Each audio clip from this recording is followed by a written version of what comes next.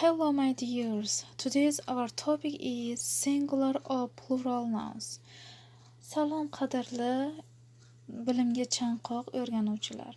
Bugungi mavzumiz otning birlik va ko'plik shakllari. Aynan o'tgan videolarimdan farq qiladigan jihatlarini bugun o'rganib ketamiz. Birinchi o'rinda kelinglar bir eslab olaylik. O'zi singular noun va plural noun nima degani edi?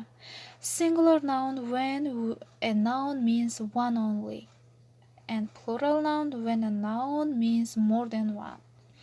Demak, singular birlikdagi ot faqat birlikdagi ko'rinishga ega bo'lgan, ya'ni faqat bittadan iborat bo'lgan otlarimiz singular noun deb nomlanadi. Bir va undan ortiq otlardan miqdordan iborat bo'lsa, demak bu plural noun deb nomlanadi. Plural noun bilamizki as is shaklda hosil qilinadi va irregular plural nouns jadvallari ham mavjud.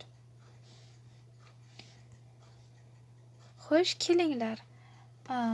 Oldingi mavzularimizdan farq qiladigan qoidalarni ko'rib ketamiz. This information is very interesting and I think it will help you to improve your knowledge. Let's look to cloud.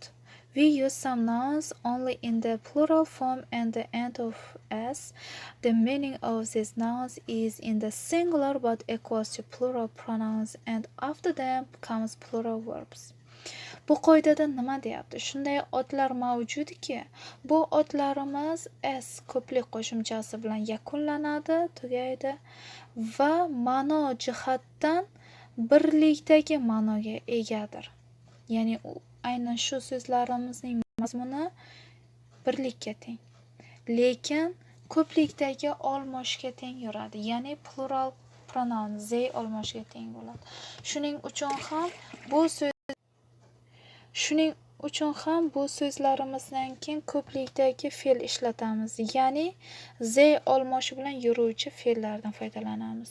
Aynan shu otlarni ro'yxatini berib qo'yganman. Jeans, trousers, shorts, pajamas and etc. Bu so'zlarni albatta yodlab oling. I suggest you learn these words with translation. Albatta tarjimasi bilan yodlab oling.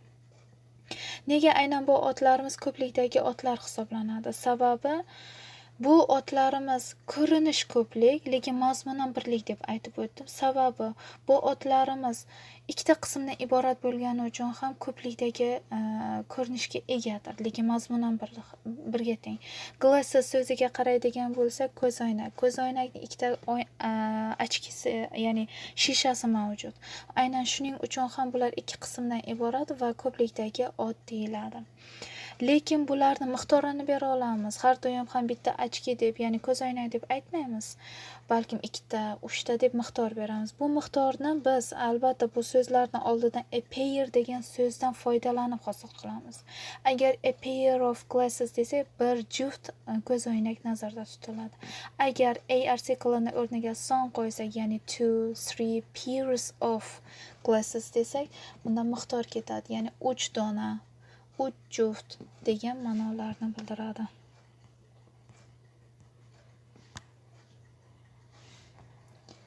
Xo'sh, keyingi qoidamizda aytayaptiki, shunday otlar mavjudki, ularning ko'rinishi ko'plik, ya'ni s qo'shimchasini oladi, lekin mazmun ham birlik va birlikdagi fe'lga keladi va birlikdagi ot olmoshga tengdir deyiladi. Ya'ni bu nima degani?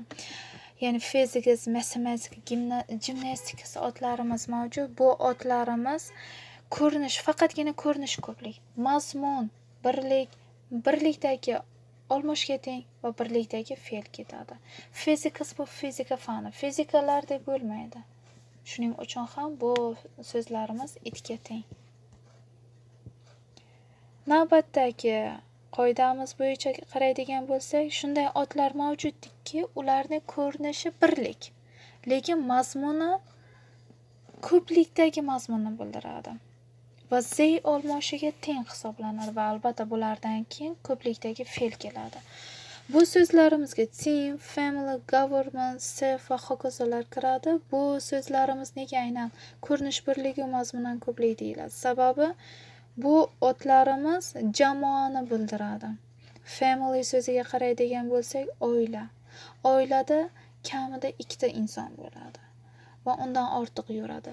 Ya'ni bularni aynan shu so'zlar tarkibida, jamoalarning tarkibida kamida ikkita odam mavjud. Shuning uchun ham bular ko'rinish birlik bo'lgani bilan mazmunan ko'plik. Lekin degan joyi bor. Aynan shu so'zlardan keyin biz birlikdagi fe'lni ham ishlata olamiz. Qachon bo'ladi? Agarda siz hukumat deb, ya'ni government deb aytsangiz, aynan shu so'zga ta'rif bersangiz, unda birlikdagi fe'l ishlatiladi. Chunki biz aynan shu so'zni o'zini aytyapmiz. Agar hukumatdagilar diqqatli bo'lish kerak deb aytsangiz, unda hukumat vakillari, ya'ni o'sha hukumatda ishlaydigan insonlar nazarda tutiladi va bunda ko'plikdagi fe'l keladi. Va bizning oxirgi qoidamiz shundan iboratki, sport jamoalari nomi oldidan biz doim zey olmoshiga teng qilib olamiz va ulardan keyin ko'plikdagi fe'l ishlatamiz. Sport jamoalari nomi nega ko'plikdagi fe'l bilan birga yuradi? Chunki biz aynan shu ismni, o'sha nomni nazarda tutmaymiz, balkim jamoa vakillarini aytamiz. Misol uchun Fransiya Amerika bilan bugun maydonga tushadi deymiz. Fransiya davlati emas, balkim Fransiya jamoasi, futbol jamoasi bo'lishi mumkin. Yoki qaysidir voleybol jamoasi bo'lishi mumkin. Ya'ni davlat nomi bilan ataymiz. Bu bir. Ikkinchidan, aynan o'sha futbol jamoalarini biz ko'proq bilamiz. Manchester City deyiladi. Yoki Qizil qum jamoasi deyiladi. Aynan bu yerda jamoa vakillari nazarda tutiladi. Shuning uchun ham ko'plikdagi fe'l keladi. Va oxirgisi, shunday otlarimiz mavjudki, ular ko'plikdagi ko'rinishga ega, lekin mazmunan birlik va itga teng va birlikdagi fe'l ketadi. Bunday otlarimiz pul birliklari, ya'ni miqdorini bildiradi. Davrlarni, masofalarni, og'irliklarni, o'lchov birliklarini bildirib keladi. Misol uchun 5 years deymiz, 5 yil. 5 yil ko'p vaqt deb bersak, 5 years is deb beramiz. Are emas.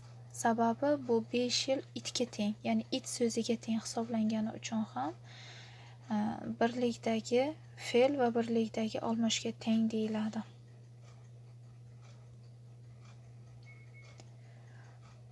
Umid qilamanki, bugungi mavzumiz juda ham sizga foydali mavzu bo'lib o'tdi va maslahatim bugungi o'tgan mavzumdagi qoidalarni, so'zlarni daftaringizga yozib oling va o'zingiz ustingizda kuchliroq ishlang.